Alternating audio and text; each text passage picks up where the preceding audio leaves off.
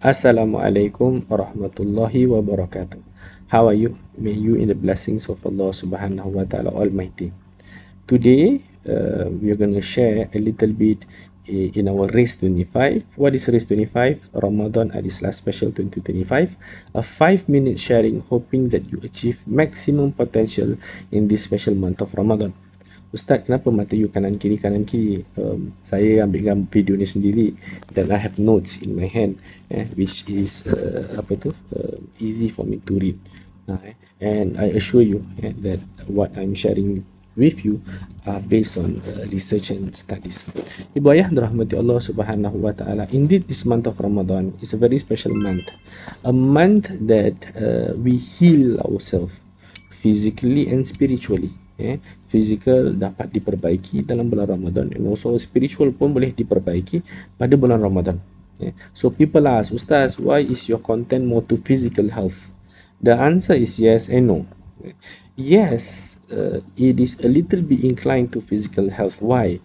Because as we age, and now I am 40 plus, so I have understand that health is not to be taken for granted.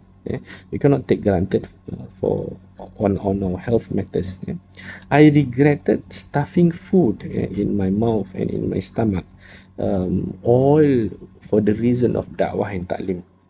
Sebab saya mengajar sana and the organizer siapkan makan and I have to eat. Kadang-kadang dia bukan siapkan untuk kita, but for the audience. So we reason ourselves it's okay to eat because of that. So it is actually not possible or not supposed to be.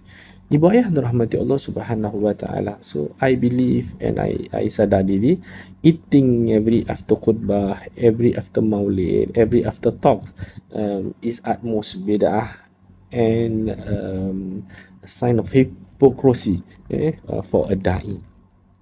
And also no, this talk or this sharing that I have is not all about health only, because there are contents about Islamic findings, Quran, Hadith and our scholars on benefits of fasting and on how to be happy.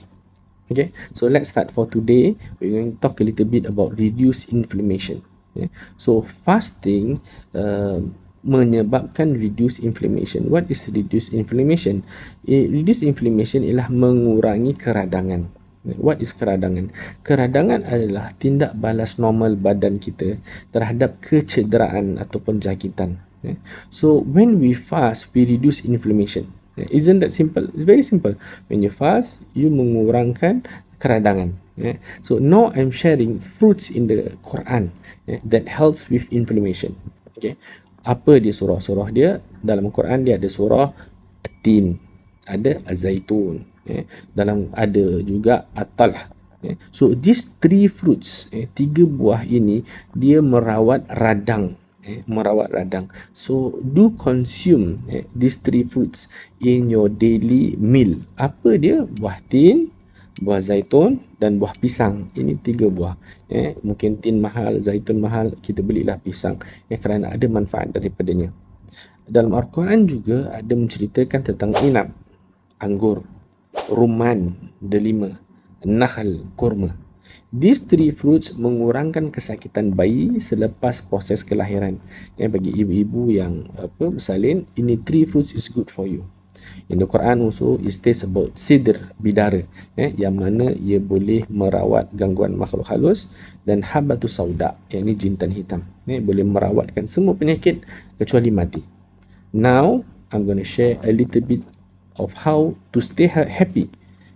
Please engage yourself, myself in a hobby or hobbies. Pursue activities you love. Like painting, cooking, playing music. I myself, jadikan hobi in planting. So I buy macam-macam pokok and I plant in the premise of my madrasah. That makes me enjoy and makes me not stress whatever challenges that I have. Remember, happiness is a journey, not a destination. Thank you for joining Race 25.